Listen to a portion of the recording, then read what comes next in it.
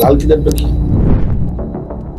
সনাতন ধর্মে এই যে লাল রংটা, এটা কিন্তু আমাদের মঙ্গলের প্রতীক। মঙ্গলের কালার কিন্তু লাল। দিল্লি থেকে পাঞ্জাব ওই সাইডটাতে না লাল কিতাবই চলে। যে আবিষ্কার করেছেন তিনি কিন্তু মাইথোলজি আমাদের সনাতন ধর্মে খুবই নেগেটিভ ক্যারেক্টার। তার নাম হচ্ছে রাবণ।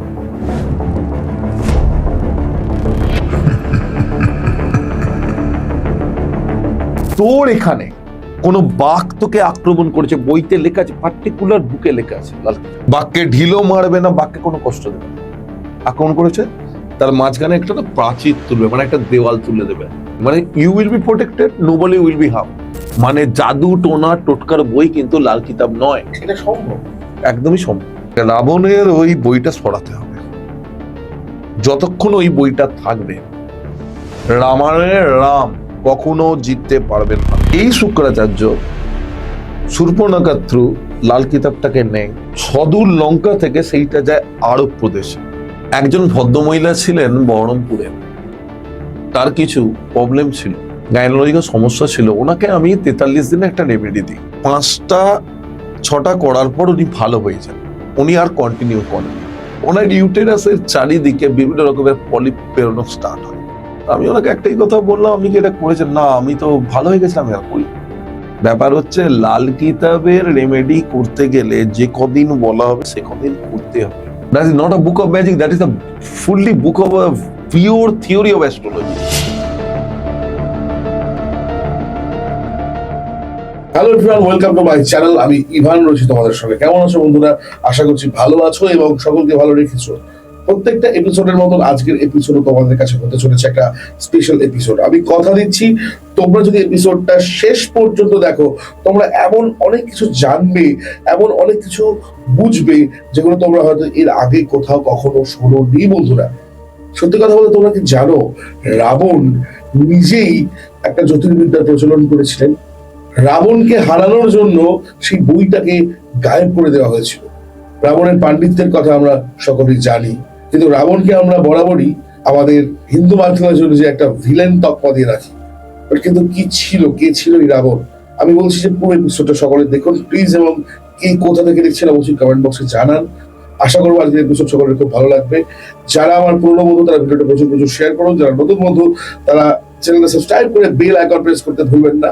এবং সকলকে অনেক অনেক থ্যাঙ্কস, যে চ্যানেলটা 15,000 সাবস্ক্রাইবার অলরেডি পেরিয়ে গেছে এবং আস্তে আস্তে আমরা 20,000 সাবস্ক্রাইবারের দিকে যেতে চলেছি। আমি চাইবো যে খুব তাড়াতাড়ি এই পরিবার 20,000 মানুষের পরিবার হয়ে উঠুক। ততক্ষণ পর্যন্ত সকলকে অনেক ভালোবাসা দিলাম এবং আমি আবারও বলছি, প্লিজ প্লিজ প্লিজ প্রচুর প্রচুর শেয়ার করুন, প্রচুর সাবস্ক্রাইব করুন, বেল আইকন প্রেস করুন। যারা আমার সঙ্গে কোনো স্পিরিচুয়াল বিষয়ে, কোনো তান্ত্রিক রেমেডি বা কোনো অ্যাস্ট্রোলজিক্যাল হেল্পের জন্য কথা বলতে চান, তারা অবশ্যই যোগাযোগ করুন 6289858577 এই নম্বরে। যারা আমাদের আজকের গেস্ট সায়নদার সঙ্গে কনসাল্ট করতে চান, সরাসরি ওনার সঙ্গে কথা বলতে চান কোনো স্পিরিচুয়াল, কোনো অ্যাস্ট্রোলজিক্যাল রেমেডি নিয়ে বা নিজেকে যাচাই করার জন্য, তারা অবশ্যই স্ক্রিনে দেওয়া নম্বরে এবং ডিসক্রিপশন বক্সে দেওয়া নম্বরে যোগাযোগ করতে ভুলবেন না। তাহলে শুরু করছি আজকের এপিসোড এবং আশা করবো আজকের এপিসোডটা আপনাদের সকলের খুব ভালো লাগবে। দেখতে থাকো শেষ পর্যন্ত। বলো সায়নদা, কেমন আছো? ঠিকঠাক। তুই কেমন আছিস ভাই? সেকেন্ড টাইম দ্বিতীয়বার। আজকে তো অনেক বিষয় নিয়ে অনেক কোয়েশ্চেন করা রয়েছে। তার আগে দেখো, যেহেতু তোমার থেকে শুনছিলাম যে তোমার বেশ কিছু করার এক্সপিরিয়েন্সও রয়েছে, সেভাবে এক্সপিরিয়েন্স শুরুতে একটা শুনি। দেখ, এক্সপিরিয়েন্সটা আমার নিজের, এক্সপিরিয়েন্সটা অন্য লোকের নয়। সালটা হচ্ছে 2005। আমার বাবা মারা যান, তখন আমি উচ্চ মাধ্যমিক পরীক্ষা দিয়ে সবাই পাস করেছি।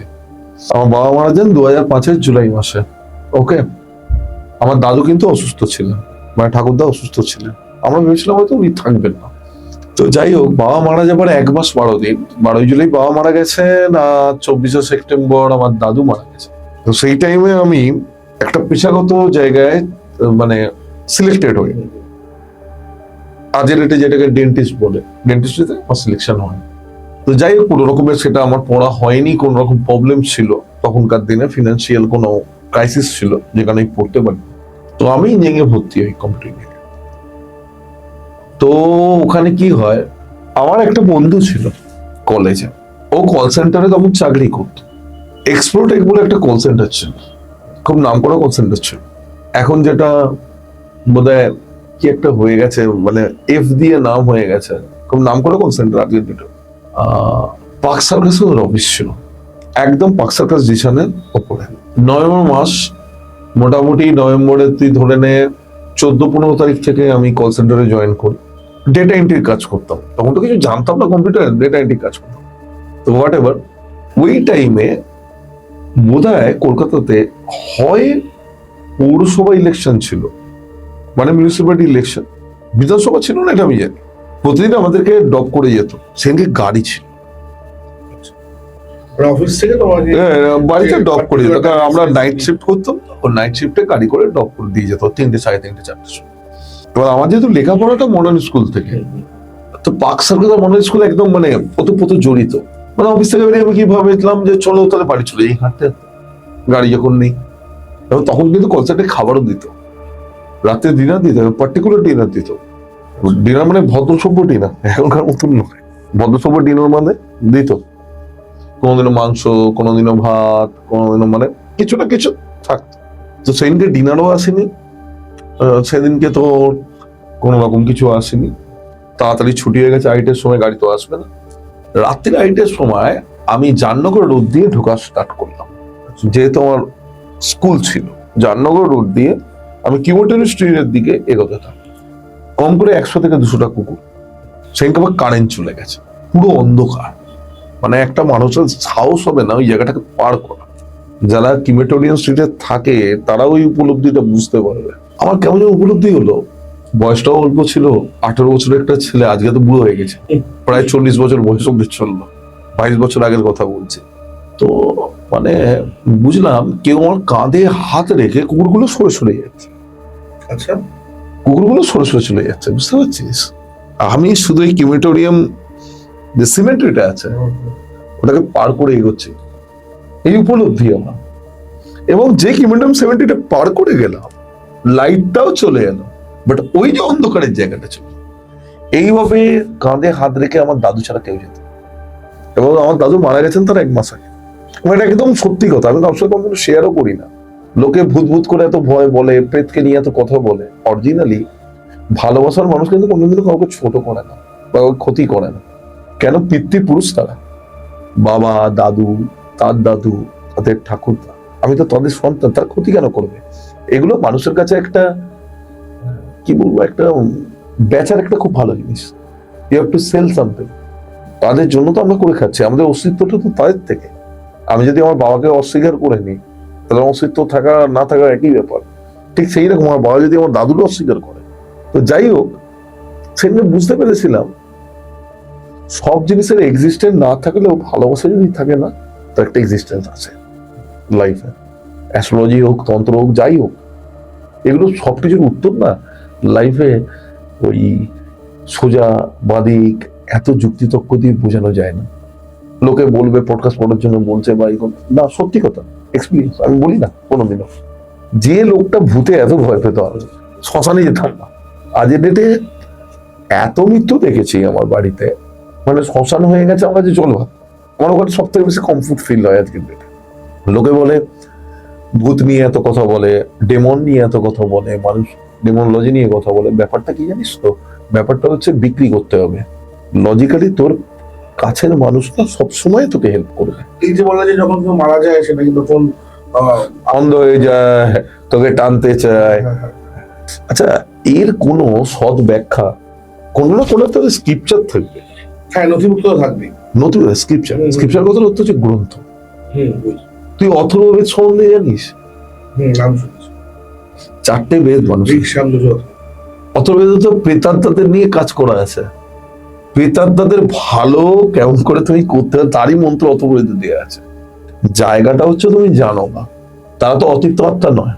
একটা প্রেত, আমি মনে কর আমার মেয়েকে এত ভালোবাসি, আমার মেয়ে 5 বছরের একটা বাচ্চা মেয়ে। আজকে যদি আমার হঠাৎ করে মৃত্যু হয়ে যায়, তো আমি কি ওকে ছেড়ে যেতে পারবো না?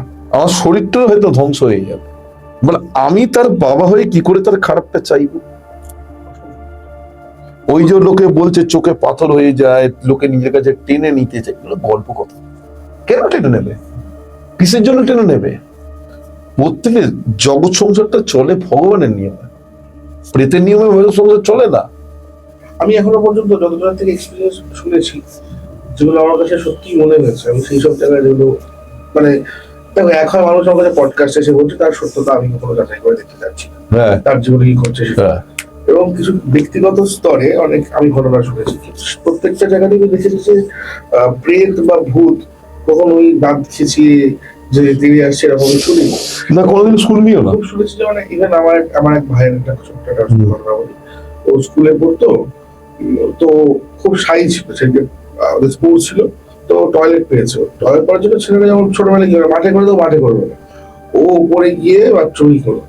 তো ওই বড় স্কুলের মধ্যে উঠে ওয়াশরুমে গেছে, যাচ্ছে যখন ডান দিক দিয়ে দেখছি যে একটা মেয়ে আর কি বসে আছে ওই দিকে মুখ করে আর কি। এবার ও দিদিটাকে চেনে আর কি, ওই যে দিদিটাই হবে, ও টয়লেট করছে ঠিক আছে, তখনও বসে আছে। ওটা কি করে, তুমি যাবে না খেলতে, যাবে না, ওটা ভিতরে ঢুকেছে, ঠিক আছে চল দিদি তুমি চলো, ঠিক আছে। যখন দিদিটা মুখ ফিরে তাকিয়েছে, দেখছি যে যে দিদিটার কথা বলছে সেই দিদিটা মারা গেছে আসলে, সেই মেয়েটা মারা গেছে, টিভিটা ওখানে বসে আছে, ও তাকে ওখানে দেখে নর্মাল দেখেছিল, মানে কোনো নর্মাল কোনো কোনো কোনো তুই বিভৎস কোনো মূর্তি তুই দেখবি না, তখন ওখানে দেখো যেহেতু একটা বাচ্চা ছেলে, ও সেটা তখন মূর্ছা চলে যায়। মূর্ছা চলে যাবে বা তার অজ্ঞান হয়ে যাবে।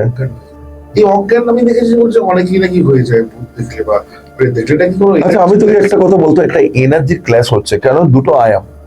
আমরা যারা জীবিত মানুষ আছি তাদের একটা আয়াম, যারা যখন আমার শরীরটা থাকছে না, আমার ফিজিক্যাল এক্সিস্টেন্সটা হয়তো নেই, কিন্তু আমার কেমিক্যাল এক্সিস্টেন্স, এই দেখে আবার কেমিক্যাল বললাম, এটা নিয়ে আমার অনেকে বলবে, কিন্তু আমার ডিভাইন এক্সিস্টেন্সটা তো আছে। কেমিক্যাল এই জন্য বললাম, আত্মাটাও তো কেমিক্যাল দিয়েই বানানো।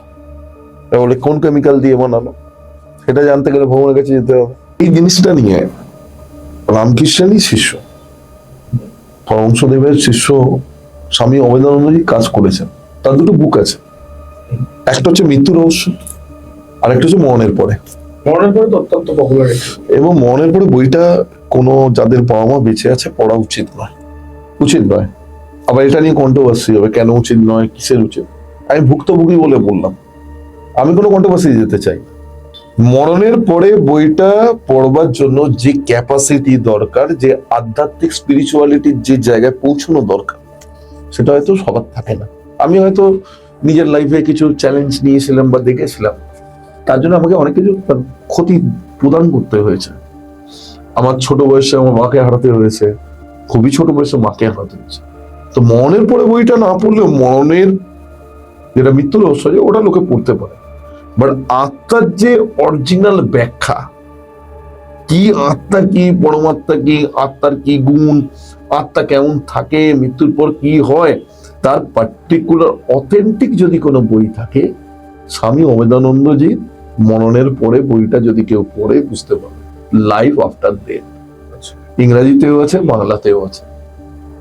আসল ব্যাপারটা জানিস তো, এখনকার দিনে সবাই বড় বড় কথা বলতে ভালোবাসে, কারণ স্বামী অভেদানন্দজি, স্বামী বিবেকানন্দজি এরা অন্য রকম। তাহলে আমরা প্রভু রামকৃষ্ণের শিষ্য হতো, তাদের মধ্যে নিশ্চয়ই কিছু যোগ্যতা ছিল, সেই যোগ্যতাটা আমাদের মধ্যে নেই।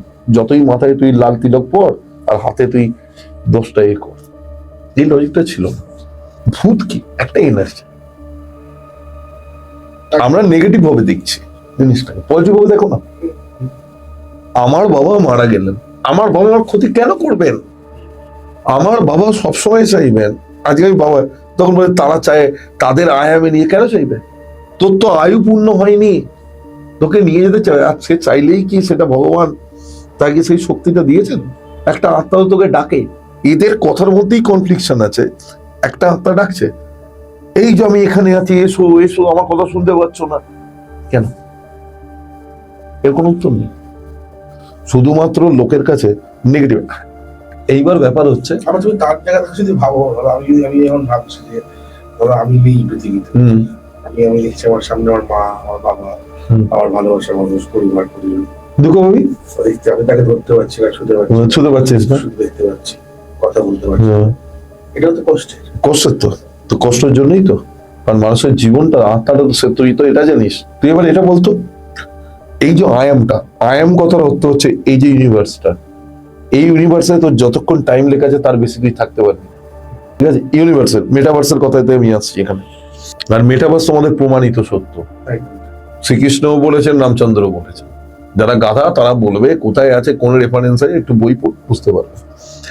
এবার কেউ যদি বলে আমরা দুঃখ পাচ্ছি, আমার যতটা কর্ম ভগবান লিখেছে লাইফে ততটাই পাবো, তার বেশি কোনোদিনও পাবো না, চলে গেলাম, দুঃখ পেলাম, কিন্তু আমি ওখানে চলে গেছি, পৌঁছে গেছি, আমার একটা আয়ামে জন্ম হয়েছে। এখনকার দিনে আত্মার যমরাজ নিয়ে যায় না, পিতৃপুরুষরাই এসে আত্মাকে সঙ্গদান করে নিয়ে যায়। আমার সেই আত্মার জন্ম হয়েছে, মানে পয়েন্ট অফ সেকেন্ড, মানে তোর আত্মাটা বেরোচ্ছে আর একটা জায়গায় গিয়ে জন্ম নিচ্ছে। এনার্জি কখন একটা জায়গায় ঘুরতে পারে না। কোন এনার্জি ঘোরে? প্রেতাত্মা। এখানে আত্মা আর প্রেতাত্মার পার্থক্যটা কেউ বলল না। যারা অপঘাতে মৃত্যু হলো, যার প্রচুর আশা ছিল, তারা মারা গেল বিনা দোষে, বিনা কারণে, কোনো অ্যাক্সিডেন্টে নিজেরা সুইসাইড করে নিল, তাদের আত্মার মুক্তি হয় না। যখন আয়ামের আত্মা আসে তো সেই আয়ামটা তো খোলা থাকে, দরজা, তারাও কিন্তু ঢোকে। আর এই আত্মাগুলোকে নিয়ে কিন্তু তন্ত্রের বাজে বাজে কাজগুলো হয়, যারা মুক্তি পায় না। মানে প্রেতাত্মা নিয়েই কিন্তু, কারণ প্রেতাত্মা অভিশাপ বহন করে। মনে কর তুই কাউকে অভিশাপ দিলি, ওই প্রেত বহন করে, প্রেতের ওটা ভোগ। তুই যে অভিশাপটা দিলি, মনে কর আমি তোকে অভিশাপ দিলাম, যে মুহূর্তে দিলাম তো যদি দোষ থাকে ওই প্রেত ওই ক্যারেক্টার ইনক্লুড হয়ে গেল। যতক্ষণ তোর কাজটা হবে না, প্রেত কিন্তু ওই পর্যন্ত তোর সাথে থাকবে। That is the main thing. প্রেতাত্মার আত্মার মধ্যে অনেক ডিফারেন্স আছে। একদম স্বাভাবিক। আমার দেহ নেই মানে কি, আমার বাচ্চা মেয়ে, আমি কালকেই চলে যাই, তা আমার মেয়েটাকে আমি কেন চাইবো? তার 5 বছর, তার লাইফে কিছু দেখেনি, কোনো আত্মা এটা চায় না। প্রেতাত্মা সে তো কিছু পাচ্ছে না, তার তো লাইফটাই তো স্পয়েল হয়ে গেছে। সে এমন একটা জনিতে আছে, না 7 সালে জন্ম হবে, না তার মৃত্যু আছে, মানে জরা মৃত্যু জন্ম কিছুই নেই, ঘুরতে থাকো। এই জিনিসটাই মরণের পরে লেখা আছে, যে কারণে বললাম লাইফ আফটার ডেথ বইটা পড়তে, নইলে দেখবি তোকে কমেন্ট করবে। আর অনেক বড় বড় বিজ্ঞ, আরেকটা কথা বলতাম তার সাথে, আর লেখা থাকে জানিস, মানে অনেক বিজ্ঞ লোক আছেন তো, একটু বইটা পড়ে কমেন্ট করলে বেটার হয়, তাহলে বুঝতে পারবে যে কোন জায়গাটা আমি ধরতে চাই আত্মার ক্ষেত্রে আর প্রেতাত্মার ক্ষেত্রে।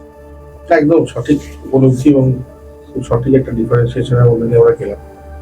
প্রেত নিয়ে কথা বললাম, আজকে তো অন্য টপিক নিয়ে আমার কথা বলার আছে।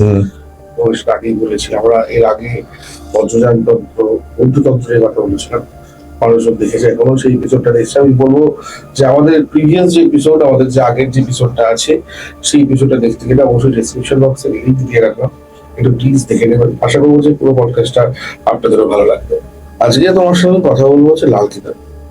বলেছিলাম তোমার স্পেশালাইজেশন একটা সাবজেক্ট করতে হবে। স্পেশালাইজেশন বলিস না, একটু পড়াশোনা করেছি, অল্প বিস্তর পড়াশোনা করেছি। না তোমার তো মানে অ্যাস্ট্রোলজির প্র্যাকটিস এন্ড অল লাল কিতাবের উপর বেস করেই চলতো। একদম সত্যি কথা, লাল কিতাবের উপর বেস করেই আমার অ্যাস্ট্রোলজির প্র্যাকটিস, এবং নারীর উপর বেস করেই আমার অ্যাস্ট্রোলজির প্র্যাকটিস, ঠিক কথা, কিন্তু আমি অত জানি না। আচ্ছা লাল কিতাবটা কি? লাল কিতাব, আচ্ছা, কারণ আমি লাল কিতাব নিয়ে এর আগে কখনো কথা বলিনি।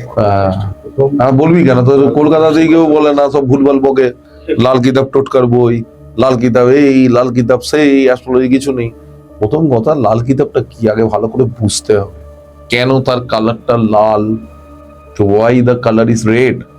সবার আগে দেখতো সনাতন ধর্মে এই যে লাল রংটা, এটা কিন্তু আমাদের মঙ্গলের প্রতীক, মঙ্গলের কালার কিন্তু লাল। আমাদের যে কোনো মাঙ্গলিক কাজে লাল ছাড়া কোনো কাজ হয় না। ফার্স্ট কথা হচ্ছে এটা। 2 নম্বর কথা, আজকে ভারতবর্ষে নর্থ ইন্ডিয়া, পাঞ্জাব থেকে, তুই দিল্লি থেকে পাঞ্জাব ওই সাইডটাতে না লাল কিতাবই চলে, স্টোন চলে না। কেন লাল কিতাব চলে, কেন লাল কিতাবের উপায় চলে, আগে সেটা বুঝতে হবে। এখানে যত বড় বড় দেখবি সূর্য চন্দ্র, অনেক বড় বড় জ্যোতিষী আছে, সব নিজের নামের পাশে সূর্য চন্দ্র। আমরা যদি গ্রহ নক্ষত্র থাকে, ইউরেনাস প্লুটো কবে দেবে আমি এটা বুঝতে পারি না। আরে ভাই, ইউরেনাস প্লুটো এবং নেপচুনের কাজ আছে রে ভাই, কারণ ইউরেনাস প্লুটো নেপচুনকে ভিগু, ইন্দ্র, বরুণ, যম এই 3টেতে ডিফাইন করেছেন অলরেডি। এইবার তোকে যাবে যে লাল কিতাবে ফিরে আসে, লাল কিতাব অরিজিনালি কে আবিষ্কার করেছে, আগে সেই জায়গাটাতে যেতে হবে। লাল কিতাব বেসিক্যালি যে আবিষ্কার করেছেন তিনি কিন্তু মাইথোলজির, আমাদের সনাতন ধর্মে খুবই নেগেটিভ ক্যারেক্টার, তার নাম হচ্ছে রাবণ। রাবণ তো সত্যি নেগেটিভ কি পজিটিভ, এটা তো একটা মানে খুব না না কন্ট্রোভার্সিয়াল একটা বিষয়। না না দেখো বাবা, ছয়কে ইংরেজি ছয়কে তুই যদি সোজা দেখিস তাহলে তো 6 লাগবে, আর আমি অপোজিট থেকে দেখলে 9 লাগবে। আপেক্ষিক সব। এগুলো সবই পার্সিয়াল হুম, দেখার ভঙ্গিমা। ভাই আগে রাবণের ব্লাড লাইনটা ভাবো। রাবণের দাদুর নাম কি? পুলস্ত। পুলস্ত কে? সপ্ত ঋষির একটা ঋষি। আজকেই রাবণ, তোমরা বলছো যখন মেঘনাদের জন্ম হচ্ছে 9টা গ্রহকে বেঁধেছে, বেঁধে প্রত্যেকে বলে যে যার উচ্চ পজিশনে গিয়ে বসবে। বাদ বাকিরা যাদের উচ্চ পজিশন নেই 11th হাউসে গিয়ে বসবে, 11 নম্বর ভাবে গিয়ে বসবে, একাদশ ভাবে গিয়ে বসবে, যাতে মেঘনাদ অমর হয়। ভালো কথা, সবাই সেখানে বসেছে।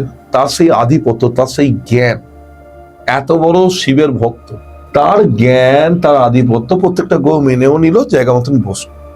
ওই টাইমে বালাজি বজরংবলীর জন্ম হবে, হনুমানজির জন্ম হবে মেঘনাদের টাইমে। শনি মহারাজ হচ্ছেন কর্মের দেবতা, he is the planet of the karma. তো প্রত্যেকের কর্ম লিখতে হবে। তো বেচারা কি করেছে, 11 নম্বর ঘর থেকে 12 নম্বর ঘরে পা দিয়ে দিয়েছে। রাবণ কি করলেন সেই মুহূর্তে? মেঘনাদ তো অমর হতে পারলো না, কিন্তু মেঘনাদকে হারানো এত সোজা ছিল না। যে নারায়ণের প্রকৃত অবতার শ্রী রামকে এবং শেষনাগের অবতার লক্ষণকে নাক পাশে আটকে ফেলে রেখে দিতে পারে, যাকে আনবার জন্য গুরুরকে গিয়ে হনুমানজিকে রিকোয়েস্ট করতে হয়, সে কত বড় যোদ্ধা সেটা বোঝার দরকার আছে ফার্স্টে।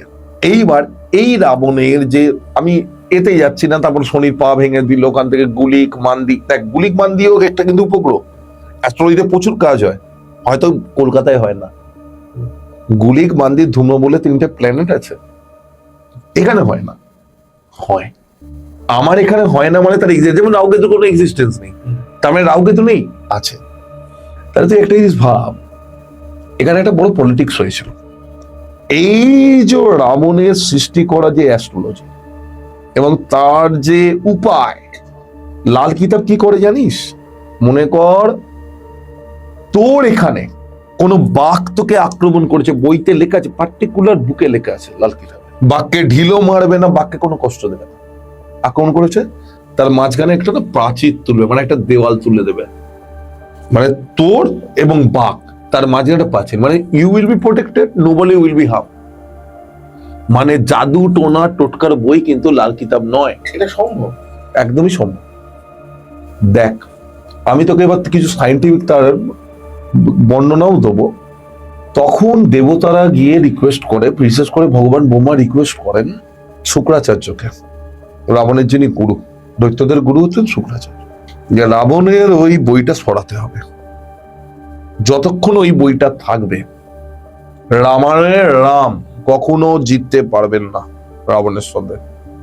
তুই দেখেওছিস রাবণ দশ মহাবিদ্যার প্রত্যেকটা মহাবিদ্যাকে মানে সাধনা করা লোক, তাকে মারা অনেক বড় জিনিস। সব থেকে বড় তারা বিদ্যার প্রয়োগ করা, মা তারার প্রয়োগ। মা তারা সম্বন্ধে তো আমি কোনো পডকাস্টে বলবো, খুব ভুল ধারণা আছে মানুষের।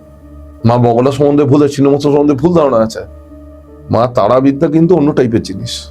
এই রাবণের মধ্যে যদি সেই এডুকেশন বা সেই পাওয়ার না থাকতো, রাবণ সেই বিদ্যাটা পেতেন না, তার সিদ্ধিটা পেতেন না।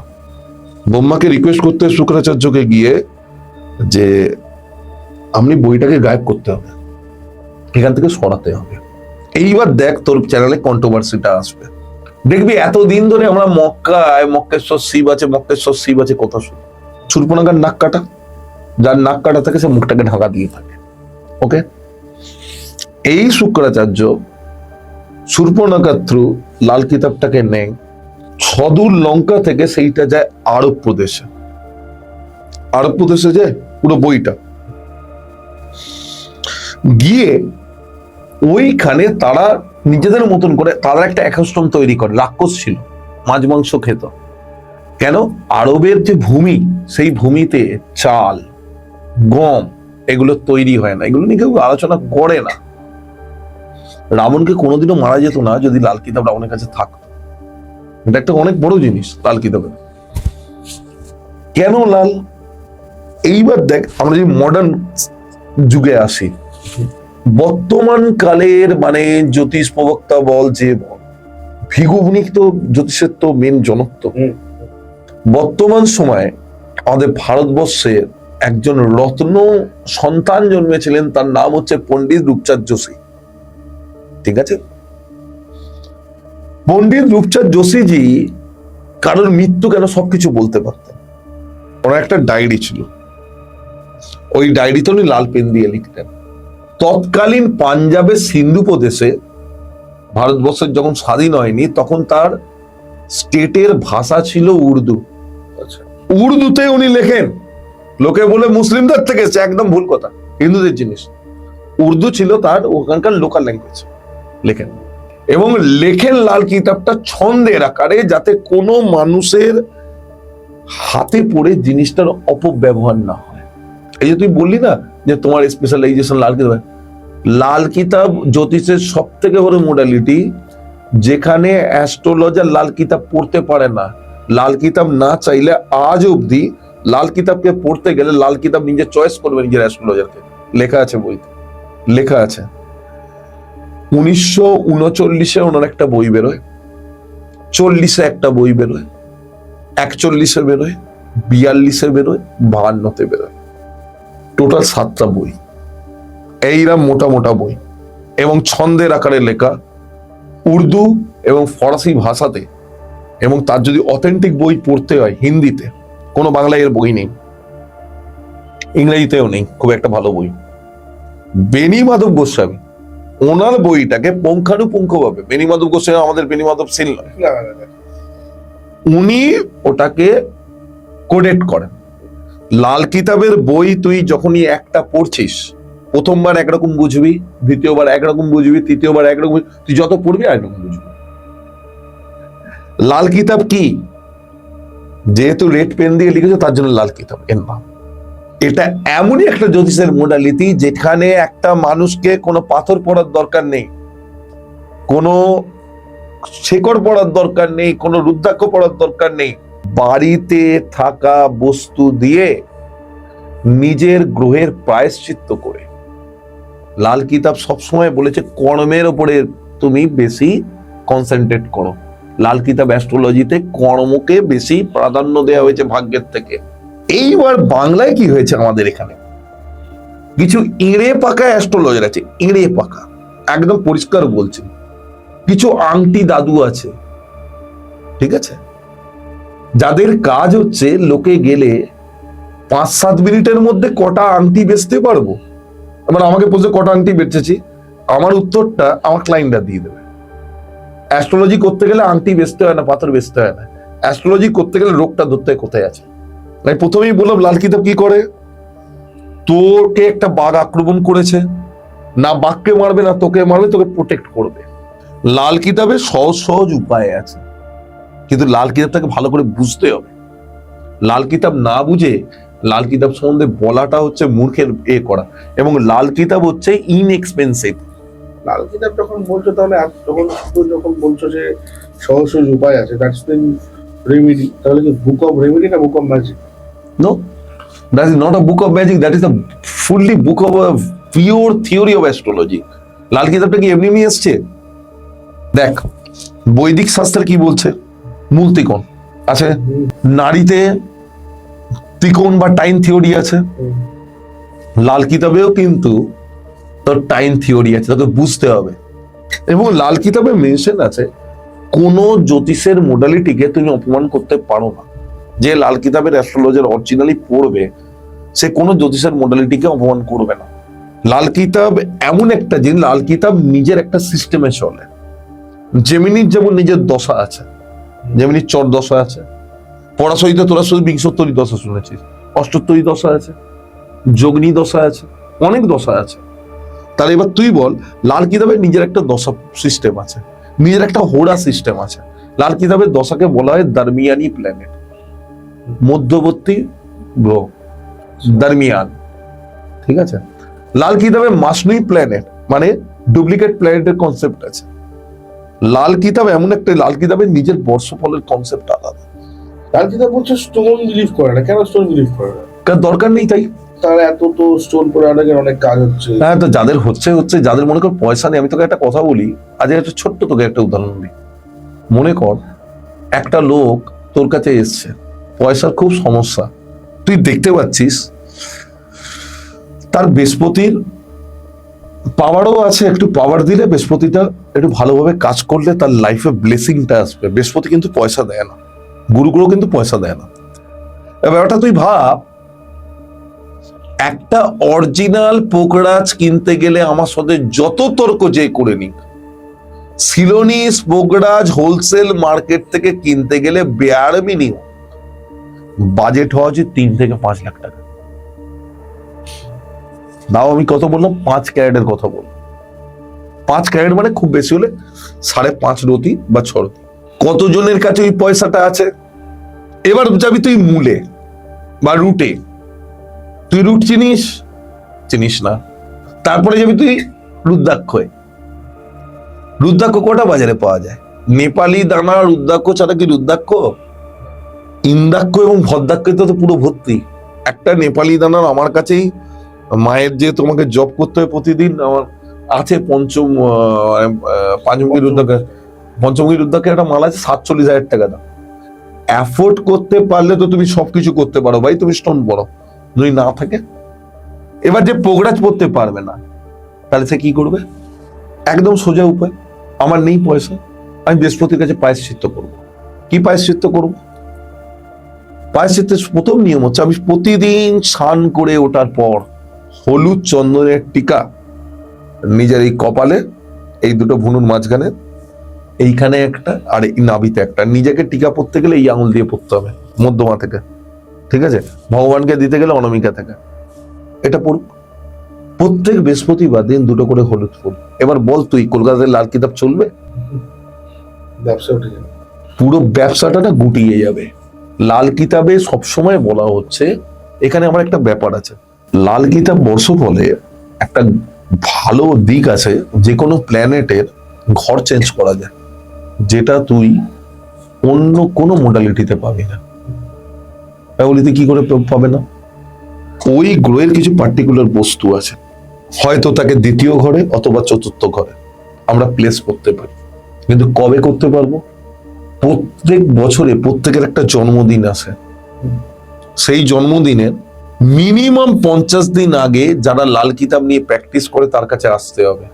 আর নেক্সট 43 দিন, এবার এই 43 দিন লাল কিতাবে জানিস 43 দিনটা খুব মারাত্মক জিনিস। এই 43টা একটা সাইন্টিফিক ব্যাখ্যা আছে। কিরম ব্যাখ্যা?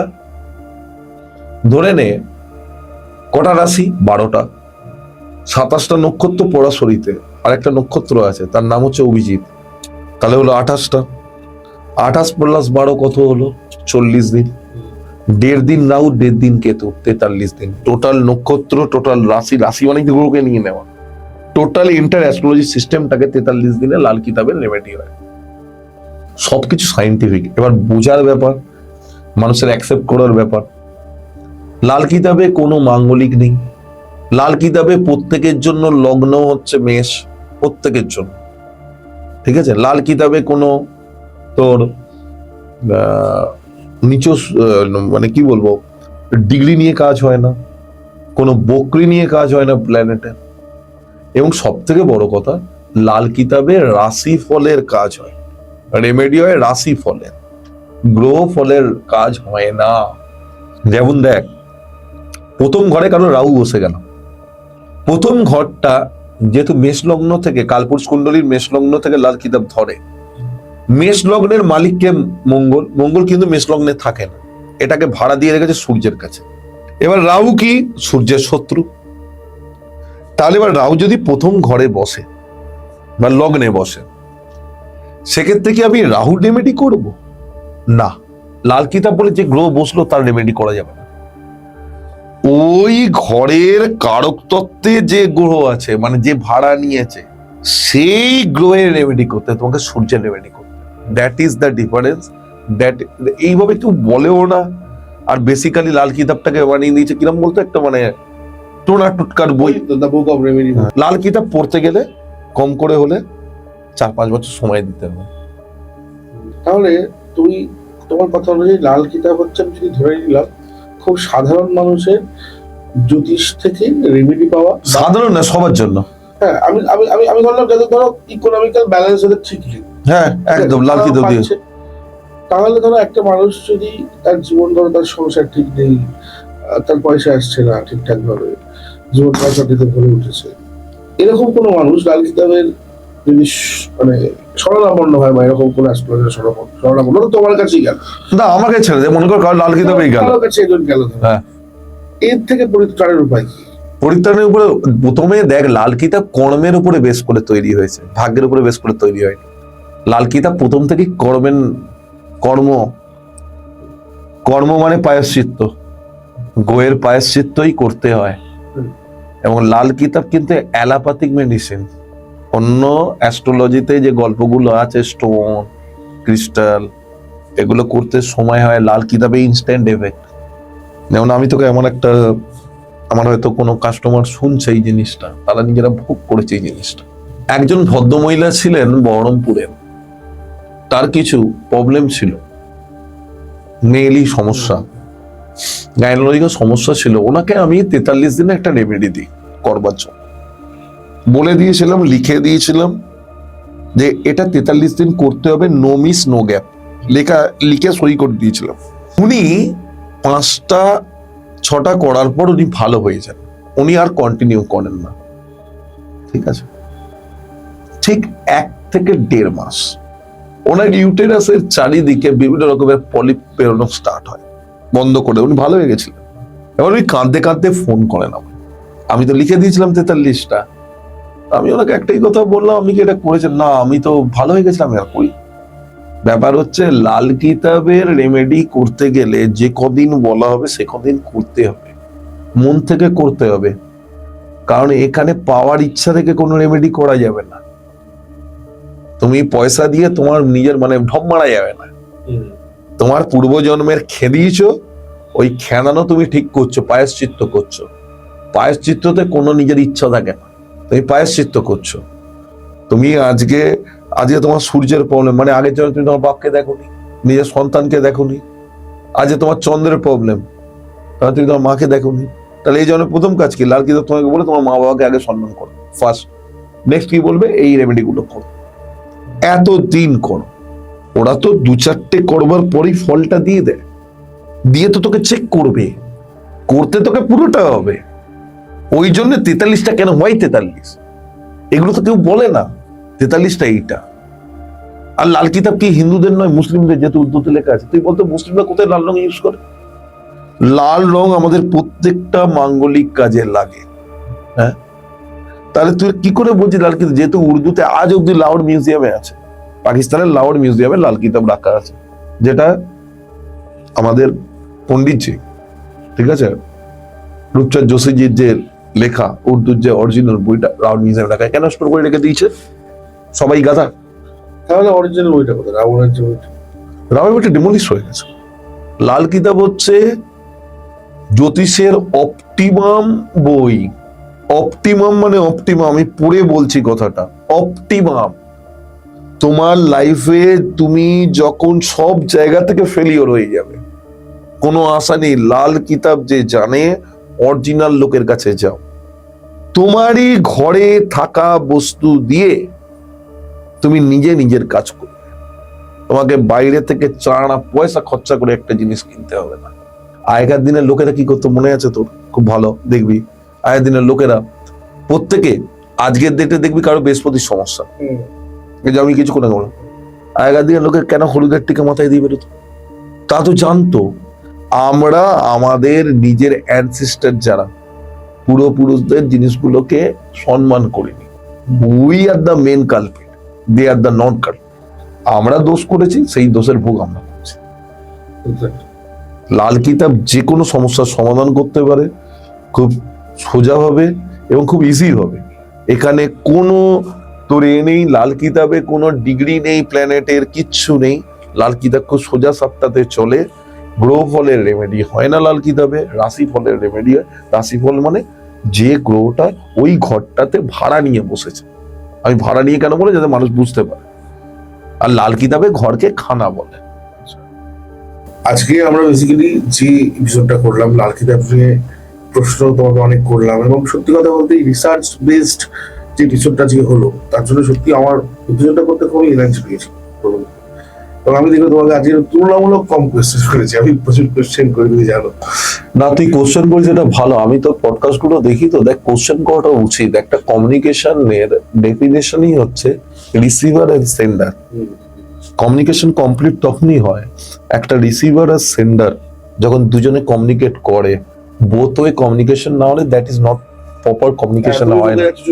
আমি হাঁ করে শুনেই যাচ্ছি। এবং তোমার এই পডকাস্ট করতে গিয়ে কোয়েশ্চেন করতে গিয়ে আমাকে পড়াশোনা পড়তে হবে। এবং ভালো লাগে যে এরকম যখন তোমার সঙ্গে যখন ওই বৌদ্ধজন তন্ত্র না, তোর ওই বৌদ্ধজন তন্ত্রতে অনেক মানে আমি দেখলাম অনেক কেউ বলেছে এই যে আপনি মোবাইল দেখে বলছিলেন। আচ্ছা, কোনো যদি রেফারেন্স লাগে, সেটা অন্য ব্যাপার ছিল, আমার কিছু প্রবলেম ছিল, আমি মোবাইলটা দেখছিলাম। তো আমি কি দোষ করেছি? আমি কি মাধ্যমিক পরীক্ষা দিতে বসেছি সে আমি টুকে লিখছি? ইটসেলফ আমি একটা কথা বলি, ইটসেলফ যে আমরা যে তথ্যগুলো দিচ্ছি সব তথ্য তো মনে রাখা সম্ভব না। না, সব তথ্য কারোর পক্ষে মনে রাখা সম্ভব নয়। আর 2 নম্বর কথা, আমি ভুল তথ্য দেবো কেন? তারা এই কথাটা বলুক না যে আপনি পডকাস্টে এসে এই কথাটা বলেছেন, এই কথাটা ভুল। আমি বুকের রেফারেন্স, আজকে বই না পড়লে তোর জ্ঞান হবে না। তুই আজকে যে কোনো সাবজেক্ট, ডাক্তাররা কি ওষুধ দেওয়ার আগে কখনো কখনো এমন এমন ক্রিটিক্যাল সমস্যায় তারা কি বই দেখেন না? তো বই দেখাটা কি অপরাধ? রেফারেন্স দেখা কি অপরাধ? তাহলে তো আমি সর্ববিজ্ঞ মানে ভগবান হয়ে যেতাম। আমি তো মানুষ, আমি তো ক্লেম করছি না কোনোদিনও কোনো জায়গায় বিশাল বড় স্বর্ণ পদক প্রাপ্ত সূর্যচন্দ্র নক্ষত্র, আমি তো কোনোদিনও ক্লেম করিনি। আমি তো আজ অব্দি বলি আমি জ্যোতিষের একটা শিক্ষার্থী। সত্যি কথা বলতে গেলে যতদিন শিখতে পারবো, যতদিন শেখার মেন্টালিটি নিয়ে থাকবে, ততদিন আমার মনে হয় যে আমাদের পক্ষে ভালো। কেন? জ্যোতিষটা সমুদ্র, তন্ত্র একটা সমুদ্র। দেখবি অনেক এঁড়ে পাকা তান্ত্রিক আছে। তুই যেমন প্রফেশনালি একজন লয়ার, তুই এখন পড়ে কি আছিস? একটা টি শার্ট পরে আছিস, তোর তো গ্রাউন্ড পড়া উচিত ছিল। পডকাস্টে তুমি এসে কেন ভাই এত বড় তিলক কেন? আমি এটা বুঝি না আজ অব্দি। তুমি ক্রিয়া করতে বসছো, তার যে বস্ত্র আছে, তার যে নিয়ম আছে তুমি পড়ো। এই জায়গাটা আমি একটু কনফ্লিক্ট করি লোকের সঙ্গে। আর আমি এটা জানি মানুষ বুঝবে, একটু দেরি হবে, বাট মানুষ বুঝবে যে পাথর দিয়ে সব সমস্যার সমাধান করা যায় না। যাদের পাথর কেনার সামর্থ্য নেই, এছাড়াও অ্যাস্ট্রোলজিতে অনেক জিনিস আছে যেগুলো বাড়ির ভেতরেই আছে, সেগুলো দিয়েও করা যায়।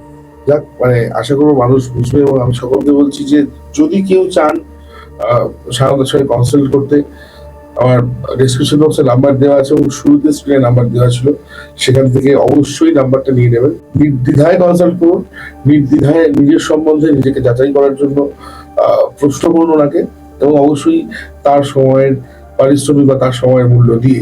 আজকের এপিসোড এখানেই শেষ করছি। আশা করছি সকলের এপিসোডটা ভালো লেগেছে। এই কথা থেকে দেখছো অবশ্যই কমেন্ট বক্সে জানাতে ভুলো না। যারা আমার পুরনো বন্ধু তারা অবশ্যই এই ভিডিওটা প্রচুর শেয়ার করো, এবং যারা নতুন বন্ধু তারা চ্যানেলটা সাবস্ক্রাইব করে বেল আইকন প্রেস করতে ভুলো না।